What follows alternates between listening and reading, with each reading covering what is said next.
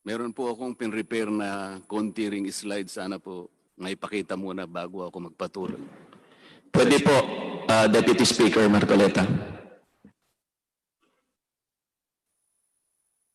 Law, ibig sabihin batas. So kaya ginawa ang batas sa isang democratic country na kung nasaan tayo ngayon is para maging pantay-pantay ang lahat ng tao. Sa classroom may batas, bawal lumabas o bawal lumabas. Pero pag sinabing pag nag-comply ka na bawal lumabas, pero may ginawa ka sa pinagbabawal nila, inayos mo yung law ng classroom nyo at sinabmit mo ulit, ay pwede na pala ikaw lumabas. Mr. Speaker, No. my distinguished colleagues, hindi po nag-comply sa batas ang ABSCBN, kaya hindi po sila pwedeng lumabas at magpalabas. Those opposing the franchise application of ABSCBN will show with clear and convincing evidence that ABS-CBN did not comply with the terms and conditions of its franchise, as well as our laws and the Constitution.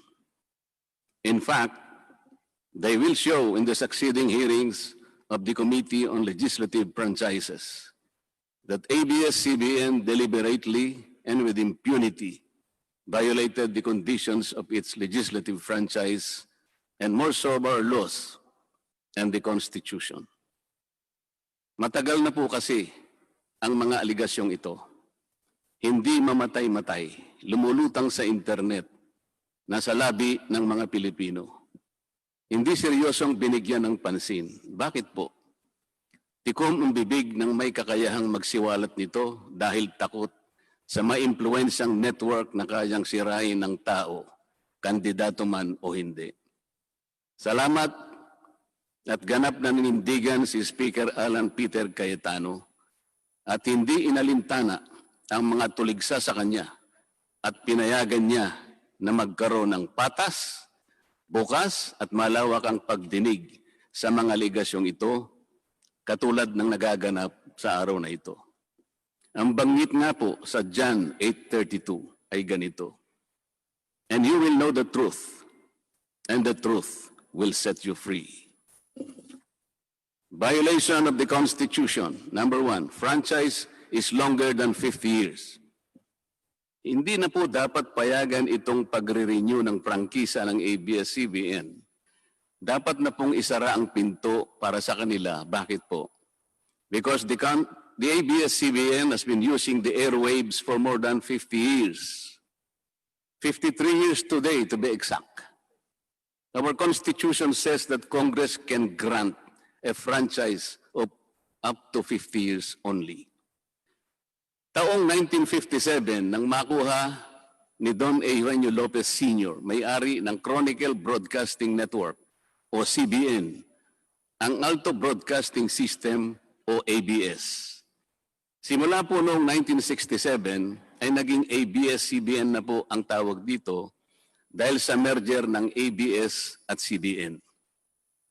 Kung susumahin po natin ang prangkisa nito simula noong 1967, ay 53 taon na po itong gumagamit ng airwaves magpahanggang ngayon.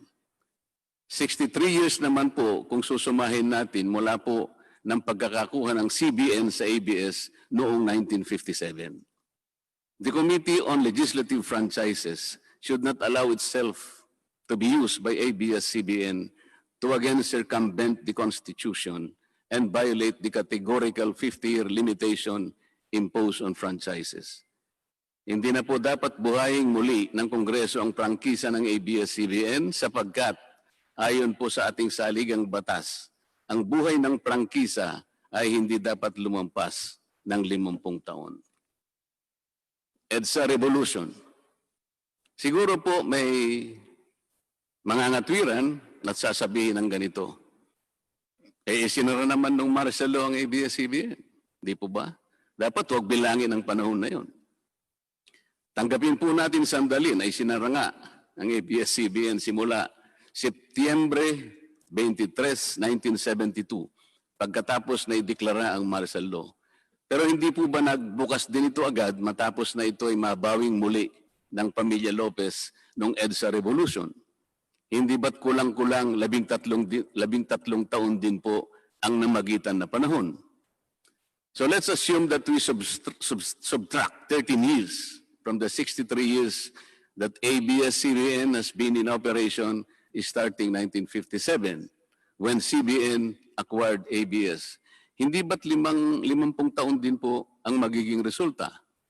Ibig pong sabihin, tapos na at paso na pa rin ang prangkisa ng ABS-CBN with or without martial law.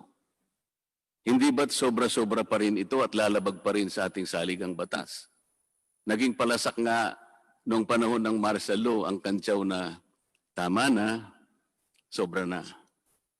Subalit ang mahalagang tanong po ng taong bayan na hindi pa nasasagot magpahanggang ngayon ay kung paano biglang nabawi ng mga Lopez ang ABS-CBN mula sa pag-aari ng gobyerno pagkatapos maitalaga ang Cory administration. Sinulatan po noon ni dating Senador Lorenzo Tanyada ang Presidential Commission on Good Government na isoli na sa mga Lopez ang ABS-CBN kahit may arbitration pang nagaganap sa pagitan ng pamahalaan at ABS-CBN. Na i-turn over po agad ang istasyon ng ABS-CBN sa mga Lopez sa kabila ng wala pang pagtukoy sa tunay na pagmimay-ari nito ayon sa kautusan sa Board of Administrators na binuo sa Letter of Instruction number 1 ni Pangulong Cory Aquino. Sa ngayon po ay wala man lang mailabas na papeles tungkol dito ang PCGG. Nagbayad po ba ang ABS-CBN sa Administrasyong Cory Aquino? Nag-public bidding po ba? Bakit tila ura-urada at habang magulo pa ang lahat dahil katatapos lang ng EDSA Revolution, ay biglang napasakamay na muli ng mga Lopez ang ABS-CBN. Nakabatay po ba ito sa batas? Hindi po ba dapat sagutin ng ABS-CBN ang mga tanong na ito upang mapanagot po ang dapat na managot kung meron man? Foreign ownership. Puntahan naman po natin ang muling pagbubukas ng ABS-CBN noong 1986. Pati po kasi noong panahon yun ay may paglabag na rin sa ating saligang batas. Ano po kaya yun? Dahil Amerikano at hindi Pilipino ang may-ari at namahala sa ABS-CBN na mariing ipinagbabawal ng saligang batas. Congress should deny the franchise application of ABS-CBN for its clear violation of the Constitution, requiring 100% Filipino ownership and management of mass media companies. ABS-CBN's former president, Mr. Eugenio Gaby Lopez III, was an American citizen when he took the helm of the company in 1986 as director, then president, and then chairman in the later years. It was only in 2000 that he petitioned for recognition of Filipino citizenship and was issued a certificate of recognition as a Filipino citizen in 2002. At kahit sabihin po natin wala na ngayon sa management ng ABS-CBN si Ginoong Gaby Lopez, nagpatuloy pa rin ba sa paglabag sa saligang batas ang ABS-CBN? Opo. Dahil magpahanggang ngayon ay nagbebenta pa po sila sa mga banyaga, mga hindi Pilipino, ng pag-aari o ownership rights ng ABS-CBN. Through an intricate web of corporate layering, ABS-CBN lets non-Filipinos to own its common shares through the issuance of Philippine Depositary Receipts o PDRs. In September 1999, the ABS-CBN Holdings Corporation offered 132 million Philippine Depositary Receipts underlying the 132 million common shares of ABS-CBN. Immediately prior to the closing of the PDR's offering, Lopez Incorporated, the main stockholder of ABS-CBN Corporation, transferred 132 million ABS-CBN shares to ABS-CBN Holding Corporation, its alter ego. With the many rights afforded to the holders of these PDRs, most of whom, if not all, are foreigners, ABS-CBN Corporation virtually allowed these foreign holders beneficial ownership and potential voting rights. This is a circumvention of the strict foreign equity restriction imposed by the Constitution on mass media companies. Quite obviously, the ABS-CBN PDR instrument, a creative financial mechanism, is being used as a subterfuge to indirectly own the underlying ABS-CBN shares of stock. Violation of workers' rights under the Constitution. ABS-CBN violated the rights of its own workers. It denied them their just share in production as required by the Constitution. It committed unfair labor practices, which consequently denied its employees the benefits required by law to be provided to all employees. Isang halimbawa po dito ay ang asunto na isinampa ng halos 100 o mahigit sa 100 manggagawa ng ABS-CBN sa National Labor Relations Commission o NLRC dahil sa pagtanggal sa kanila dahil sila raw ay mga talents lamang at hindi mga regular na empleyado. Nanalo po ang mga manggagawa sa NLRC at maging sa Court of Appeals. Bakit hindi na lang nila sinunod ang hatol at umapila pa ang ABS-CBN sa Korte Suprema? Ito ba yung sinasabi po kanina sa opening salvo na ang pagmamahal sa kanilang kapamilya ay ganun na lamang? Mali naman po yata na sabihin ng ABS-CBN na lampas sa 11,000 ang mga empleyado nito dahil kung ito po ay masusi nating iimbestigahan, may 2,661 na po at isa lamang. 2,661 ang mga regular na empleyado nito. Ang karamihan po o mahigit na 8,500 na kawani ng ABS-CBN ay tinagurian nilang independent contractors or talents, project workers at contractuals lamang kahit na pang-regular na empleyo ang trabaho nila. Ayon po sa ating labor code, kapag pang-regular ang tungkulin ng isang manggagawa, dapat siyang gawing regular employee. Hindi dapat contractual. Hindi dapat independent contractor, talent, o kaya'y project worker lang. Malinaw na labag sa batas ang ginagawa ng ABS-CBN. Sana ay ibalita rin po ito ng TV Patrol upang mabunyag ang libo-libong endo sa kanilang bakuran. ABS-CBN has not regularized its contractual workers and talents despite performing the functions of regular workers. It even forced some of its workers to sign employment contracts containing waiver of the right to regularization. And those who refuse were unceremoniously terminated from work. ABS-CBN has subcontracted most of its production work to subcontractor production companies, despite the fact that production is directly related to its core business. These production entities are paid minimally, whose workers obviously get lesser benefits and take-home pay compared to ABS-CBN's regular employees. And yet, the profit generated by ABS-CBN from its independent production companies appear greater than its expenses, especially those expenses that are even deductible for income tax purposes. Kung kaya't hindi po may kakaila sa publiko na napakarami ng labor cases na hinarap at haharapin pa ng ABS-CBN. Ang masaklap pa po dito ni hindi nagbibigay ng contribution ang ABS-CBN para sa benepisyo ng kanilang mga empleyado. Dahil po sa 2,661 lang ang regular employees nito, ang mga ito lang ang may benepisyo. Ang iba po na mahigit 8,500 na nagtatrabaho sa ABS-CBN ay wala po ni katiting na government-mandated benefits na natatanggap katulad ng SSS, PhilHealth o kaya Pag-ibig.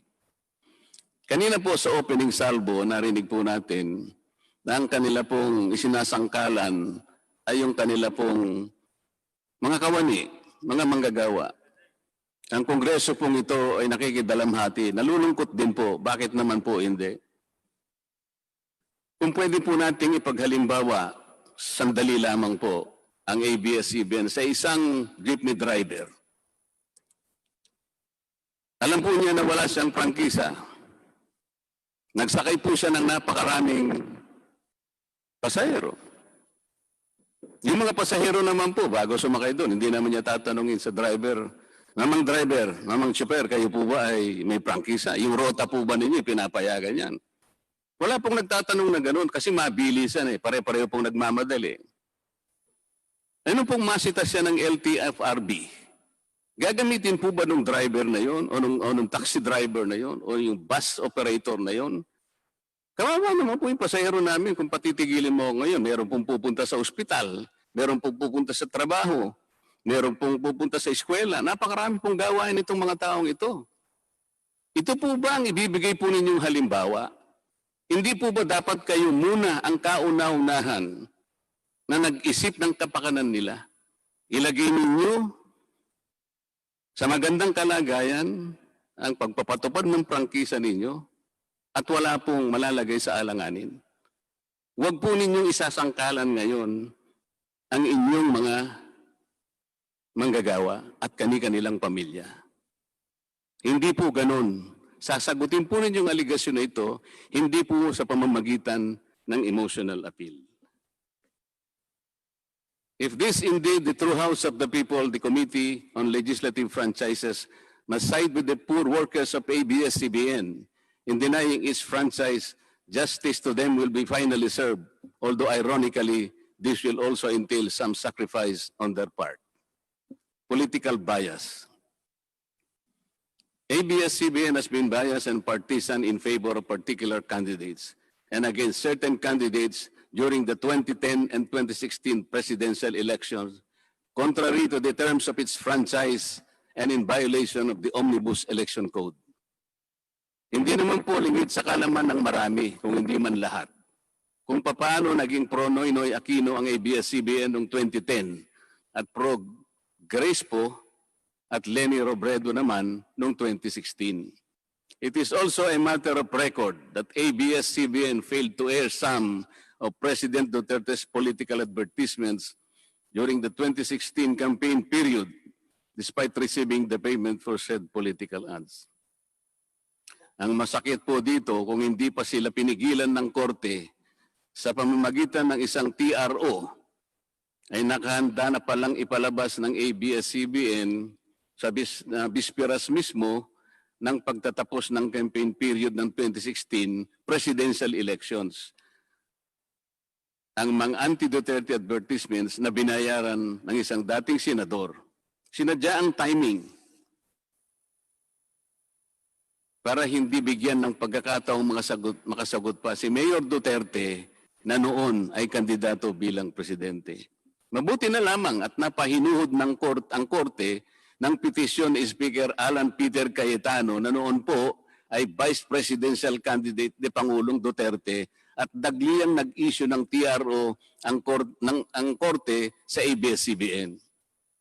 It is now a public knowledge that President Rodrigo Duterte and Speaker Alan Peter Cayetano expressed their disappointments over ABS-CBN's unfair reportings and meddling in previous elections. For those opposing the franchise application, hindi na po dapat payagan ng ABS-CBN na muling pakialaman ang politika sa ating bansa. Panahon na para ang taong bayan ang pumili ng mga namumuno na gusto nila at hindi ang napipisil ng ABS-CBN. Paalala lang po sa ABS-CBN, you are a broadcasting company, not a political kingmaker. Either you play ball or you play fair. Multiple channels in one franchise. Mga kababayan, inabuso po ng ABS-CBN ang kanilang prangkisa. Sa hindi nila maipaliwanag na dahilan o maaari namang sinadya na gamitin ang kanyang prangkisa para sa isang channel lamang, pero gumamit pa ng ibang prangkisa ng telekomunikasyon na hindi naman pang broadcast upang mas kumita at makapagbenta sa pamamagitan ng maraming channels. ABS-CBN violated the terms and conditions of its franchise by offering its TV Plus boxes for a one-time fee but using the free-to-air signal authorized in the franchise granted by Congress at no cost to ABS-CBN. Tubong lugaw, ika nga. But this practice of ABS-CBN without permission from Congress or the National Telecommunication Commission is killing the cable industry, which depends on monthly-based subscription of its clientele. At bukod po sa pagbebenta ng TV Plus box sa publiko, sa Kapamilya Box Office Channel na nakapaloob dito, ay nagawa pang maningil ang ABS-CBN sa bawat pelikulang gustong mapanood ng publiko sa KBO Channel. Ibinenta na nga ang TV Plus box, ibinenta pa rin ang mga palabas na pwedeng mapanood sa TV Plus box. Dobleng tubong lugaw na po ito. Hindi po saklaw ang mga ito sa prangkisa na ipinagkaloob ng Kongreso sa ABS-CBN.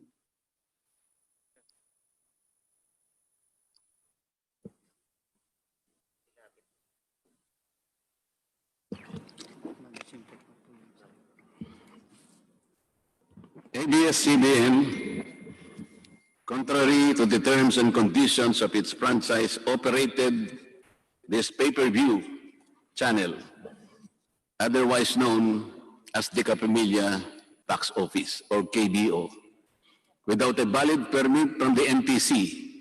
And despite NTC's order to refrain from operating a PPB until the issuance of an appropriate guideline for the same, ABS-CBN continued its operation until the expiration of its franchise on May 4, 2020. Tax evasion. ABS-CBN also violated the terms and conditions of its franchise by engaging in tax avoidance schemes, which deprived the government of the much-needed revenue. It used its wholly owned subsidiary, Big Dipper Digital Content and Design, Inc., a PESA-registered company, as tax shield. Its main customer is ABS-CBN Hungary. And because of this unconscionable tax avoidance scheme, ABS-CBN alleged effective tax rate in 2018 was at negative 5%. This means that ABS-CBN managed to avoid paying taxes in 2018. Bakit po ang GMA7 na hindi naman kasing laki o kasing yaman ng ABS-CBN ay nakapagbayad ng buwis sa pamahalaan ng 1.6 billion pesos noong 2018? Samantalang ang malaalamat na ABS-CBN ay walang binayarang buwis. Bakit naman nakalibre ang ABS-CBN noong 2018 sa negative income tax nila na 84 million? Ibig sabihin po nito ay may tax credit pa ang ABS-CBN at ang gobyerno pa ang lumalabas na may utang dito. Wala pong pagkakaiba ito, mga kababayan. Sa isang taong nangutang sa tindahan, binigyan pa ito ng sukli. In 2019, ABS-CBN again did not pay its rightful taxes. It avoided this by entering into compromise agreement with the Bureau of Internal Revenue, with the latter accepting the settlement of 152 million pesos plus from ABS-CBN, equivalent to only 40% of its assessed deficiency in income tax, value-added tax, and documentary stamp tax payments. But this is only one among the 4 other cases lodged by the BIR at the Court of Tax Appeals, all of which were also settled by compromise. Bakit po ganun? Hindi po ba nando sa prangkisa ng ABS-CBN na babayaran nila lahat ang rightful taxes? Kinakailangan po bang sila ay habla pa ng BIR bago sila mapilitang makapagbayad lamang kahit settlement lamang? Ang linaw po ng kanilang prangkisa na babayaran lahat ang kaukulang buwis. Bakit kailangan pong sila ihabla at idemanda pa ng BIR para lamang sila ay makapagbayad?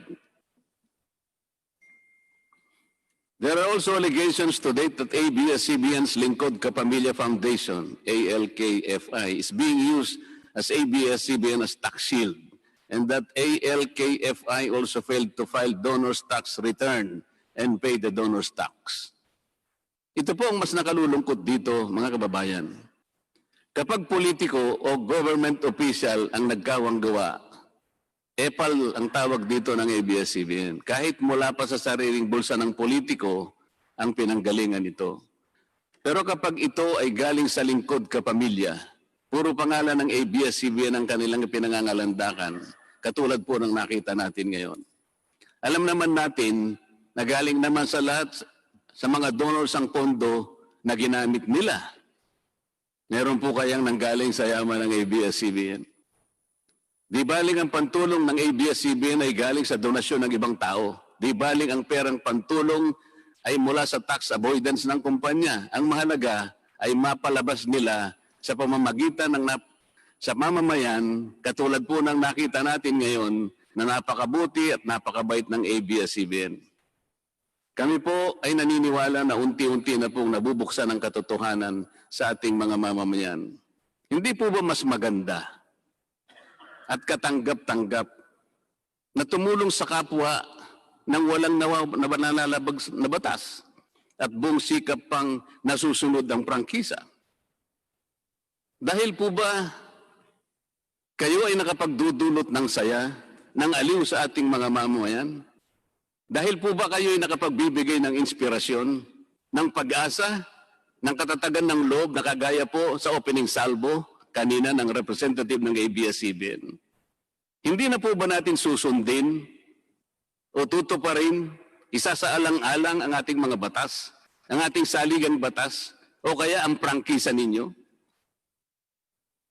Makakapagpasaya naman po tayo. Makakapag-inspire po tayo. Nang hindi po tayo lumalabag sa batas. The House of Representatives should endeavor not to grant the franchise application of ABS-CBN because it has deliberately floated the Constitution and other related laws. Even the terms and conditions of its previous franchise to suit its own business and political interest, but to the prejudice of the greater good. The grant of a legislative franchise is merely a privilege and not a matter of right.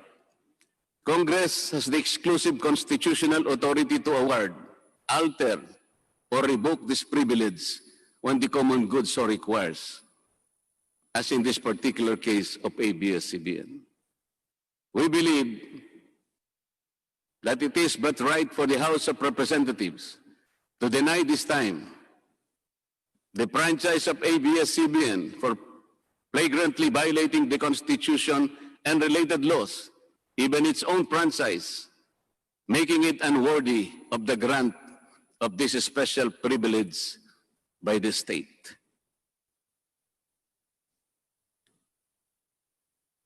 Alam mo kung sino lang ang pinakamatinding magiging kalaban ni Cardo? Sino? Nako, kabahan ka si Cardo. Ang pinakakalaban ni Cardo. Sino? Feeling ko si Kiboloy. Yung nagpahinto ng lindol. Si Kiboloy lang ang magpapahinto ng probinsyano. Abangan nyo yan. Oh. So inahamon kita Kiboloy, pahinto mo nga ang probinsyano. Napahinto mo pala ang lindol eh. Apakayabang nyo pala eh. Sabi niya daw, stop. Sige nga, punta kang gitna ng EDSA, stop mo yung traffic doon. Stop.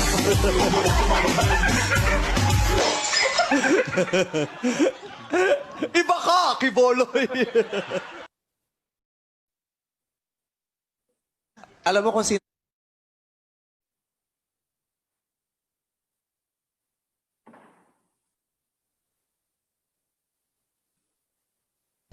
Kailan mo ba gustong mapa-stop ang probinsyano?